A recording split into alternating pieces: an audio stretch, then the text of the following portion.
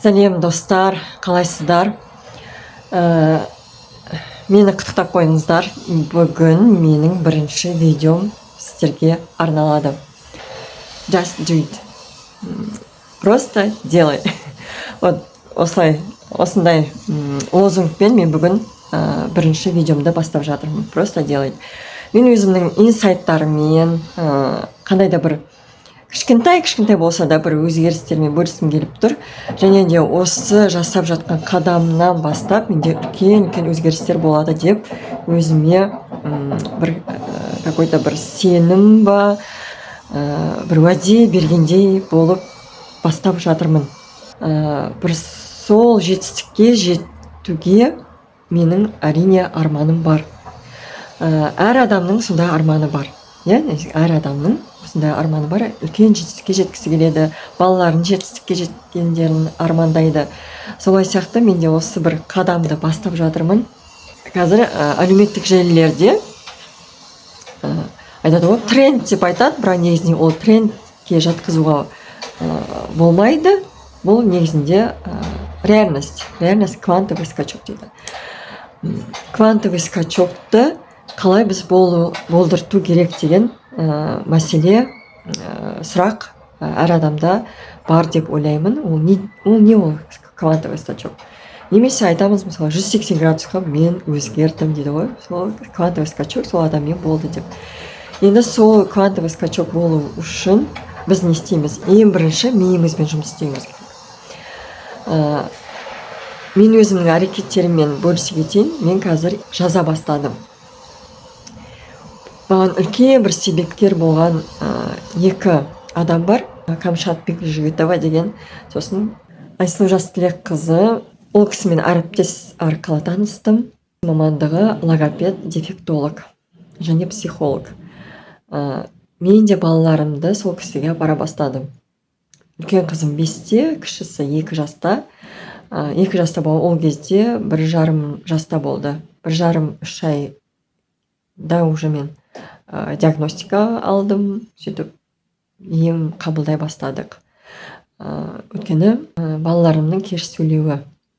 Үлкен қызым да кеш сөйледі, мысалға 5 жаста болса да сөйлемді толық ойын жеткізе алмайтын. Енді развитие дейді, развитие бәрі жақсы, Аллаға шүкір. Бәрін түсінеді, бәрін біледі, бәрін айтады, сөйлейді, бірақ бізде толық жеткізе алмайды, сөйлем құрап. Бір нәрсе айтады да, потом жеткізе алмайды, сөздерін ұмытып қала ма, білмей ма, енді сондай нейронный связи дұрыс жүрмейді дейді ғой. Сонда бұл гипоксияның кесірінен, бұл кісінің айтуы бойынша, сол кісіден біз 5 ай ем алдық үлкен қызыма. Үлкен динамика дейді ғой, динамика болды. Қызым даже тақпақтары айтқанның өзінде де сөзді анық шықты. Және де бірнеше рет біз тақпақ айтудан жарысқа қатыстық, балабақшадан. Сондай жетістік. Ұлымда да жақсы жетістіктер бар. Егер де толық мағлұмат керек болса, мен сіздермен жеке сөйлесе аламын. Егер де маған жазсаңыздар, комментарияға жазсаңыздар болады, телефондарыңызды қалдырсаңыздар болады. Және ары қарай кетейік. Менің негізінде өмірімде әр 5 жыл сайын менде трансформация болған екен негізінде. 2003 жылы трансформация болды, 2003, 2007, 2014, 2019, 2023. Кім мысалға фильм секретті көрді? Фильм секретті мен оны сетевой компанияда жүрген кезде таныстым. Енді сетевойда жүрген адам білетін шығар. Именно сетевойда жүрген адамдарға осы секретті ұсынады. Неге? Өйткені секретте шыны керек квантовый скачок қалай жүретінін барлығын прям досконально түсіндіреді, бірақ оны түсіну қарапайым халыққа негізінде қиындау. Оны айтып жатырмын, өйткені өзімде соны содан өтіп, сол жолмен келе жатырып, енді ғана мен қазір түсініп жатырмын. Сондықтан мен осы видеоны жазып жатырмын. мысалға любой визуализация жасаған кезде ең бірінші бізге карта желанияны жазуды үйретті, иә. Карта желанияны жазған кезде де көбісі салады, бірақ ойлайды да, бірақ сезімді білдірмейді. Сезім мен ой екеуі бірге жүру керек. Бұны мен енді ғана түсіне бастадым, өйткені мен жақсы бір күшті видео көре бастадым. ютубта оны да мен ссылканы тастаймыз. Ол кісінің, келіншектің маған өте жақын. Ол келіншектің тағдыры да, жағдайы да, қазір бөлісіп жатқан тақырыптары да өте керемет. Оның алдында да бір блогерді қарап жүргем. Сол кісінің да ссылкасын тастаймын, егер де керек болса, ол кісіге де кірулеріңізге, подписаться етулеріңізге болады. Және де маған да қолдау ретінде тіркеліп алсаңыздар. Әр адам енді қазіргі заманға байланысты бір күшті бір бизнес ашқым келеді, осынша миллиондаған табыс алып келетін бизнес ашқым келеді деген сияқты ойлар бізде көп болады. Біз оны ойлаймыз да, және біз оған сезімді білдірмейміз, және де әрекетте жасамаймыз. Әрине ол біздің ойымыз тек қана ой болып қалады. Сондықтан мен қазір өзім жасап жатқан қадамым, ол ең бірінші қадам, ол жазу. Жаза бастадым. Жазу өте қиын. Бізге сопротивление, өте керемет сопротивление жасайды ғой. Күшті сопротивление жасайды. Сен жазатын уақытта сенімен көп нәрсе болып кетеді ғой. Ананы істеу керек, мынаны істеу керек.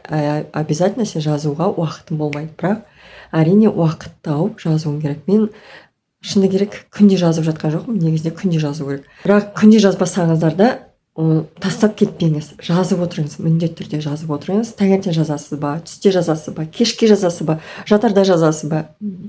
Әрқалай ең бастысы жазу. Екінші менің қадамым ол әрине визуализация. Жазған нәрсеге, ойлаған нәрсеге сезім білдіру керек. Ең бірінші сезім. Үйде отырған ана болсын, декреттік деградация ол болды бізде. Декретте отырдыңыз, үйде отырдыңыз мысалға да, сізде стрессовый ситуация көп болды деп айтайықшы. Көп стрессовый ситуация болған кезде бізде қандай сезім болады? Әрине бізде негативті сезімдер көп болады. Реніш болады, агрессия болады. Өмірде негізінде 300-дей сезім бар. 300-дей сезім. Біз соның тек қана 3-4-еуін ғана білеміз. Айтайын дегенім, негативный сезімді біз тез қабылдай аламыз, тез сезіне аламыз. Бізде уже гормон соған жұмыс істейді.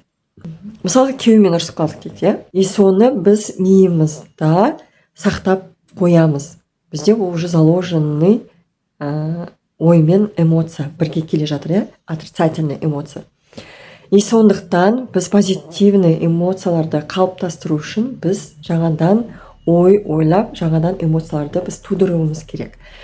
И сонымен мен өзімде жұмыс бастап келе жатырмын. Әрине оңай деп айта алмаймын, бірақ оңай деп біз өзімізді сендіруіміз керек.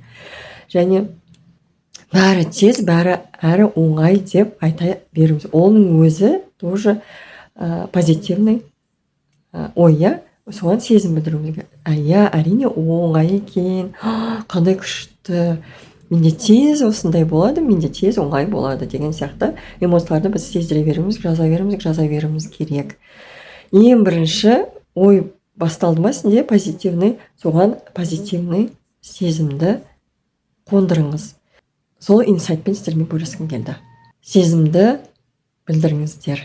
Оймен бірге визуализация жасаған кезде, мақсаттарыңызға жазған кезде, алдында тағы да күшті бір техникамен бөлісемін сіздермен. Мақсатты қалай жазу керек екенін, не істеу керек екенін, және де өзімде болып жатқан өзгерістермен бөлісе отырамын. Маған тіркеліп қойыңыздар. Барлықтарыңызға рахмет. Менімен бірге болыңыздар. Егер де өзгерем деген аналар болса, қош келдіңіздер. Айтады ғой, бүгінгі күнің ол сенің ертеңің. Сондықтан бүгінгі күніңізді әрқашанда сәтті ойдағыдай өткізулеріңізге Алла нәсіп етсін. Барлықтарыңызға сәттілік. Пока-пока.